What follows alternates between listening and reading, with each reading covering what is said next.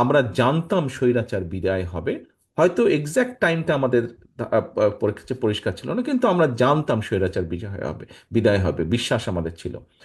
2 বছর আগে তখনও স্বৈরাচার এই দেশে আছে। স্বৈরাচারী কায়দায়, এই যে আজকে যে পলাতক স্বৈরাচার, স্বৈরাচারী কায়দায় সে দেশের মানুষকে কষ্ট দিচ্ছে। সেই সময় আমরা দিয়েছিলাম।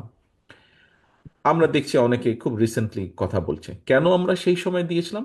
কারণ বিএনপি সবসময় দেশ এবং দেশের মানুষকে নিয়ে চিন্তা করে বলেই কিন্তু 2 বছর আগে, যখন অনেকেই বিশ্বাস করতে চাইতো না যে স্বৈরাচার বিদায় হবে, আমরা সেই সময় এটা দিয়েছি। পরবর্তীতে তখন আমরা প্রথমে দিয়েছিলাম 27 দফা, পরবর্তীতে এটা 31 দফা হয়েছে। কারণ আমাদের সাথে যে সকল দল, গণতান্ত্রিক দল স্বৈরাচার আন্দোলনে ভূমিকা পালন করেছেন, তাদেরও কিছু কিছু মতামত ছিল, সেই মতামতগুলোকে আমরা এটার মধ্যে ইনক্লুড করেছি পরবর্তীতে, এবং পরবর্তীতে সেটি 31 দফা হয়েছে।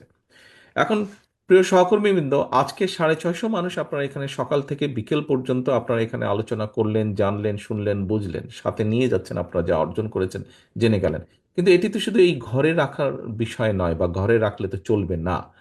আপনাদেরকে, আপনারা এখানে আজকে যারা উপস্থিত হয়েছেন, আপনারা কিন্তু প্রত্যেকেই বিএনপির প্রতিনিধি হিসেবে উপস্থিত হয়েছেন। আপনি সেটা ইউনিয়ন পর্যায়ে থেকে আসেন, জেলা, থানা, যে পর্যায়ে থেকে আপনি আসেন না কেন, আপনি বিএনপির একজন অ্যাম্বাসাডার হিসেবে এখানে উপস্থিত হয়েছেন। অর্থাৎ আপনি যখন ফিরে যাবেন, মানুষ কিন্তু আপনাকে চিনবে বিএনপির নেতা হিসেবে। এবং খুব স্বাভাবিকভাবে আপনার আশেপাশে পরিবারের অনেক সদস্য বা আপনার এলাকার মানুষ কিন্তু জানে আজকে আপনি এরকম একটা অনুষ্ঠানে এসেছেন। আপনি যাওয়ার পরে যারা আপনাকে আজকে পাবে, অথবা যারা আপনাকে সাথে আগামীকাল পরশু দেখাবে, আপনাকে কিন্তু জিজ্ঞেস করবে যে ভাই, 10 তারিখে যে আপনারা অনুষ্ঠানে গেলেন, কি হলো, আপনারা একটু কি জানলেন, কি বুঝলেন। আপনাকে কিন্তু জিজ্ঞেস করবে আশেপাশের মানুষ আপনাকে।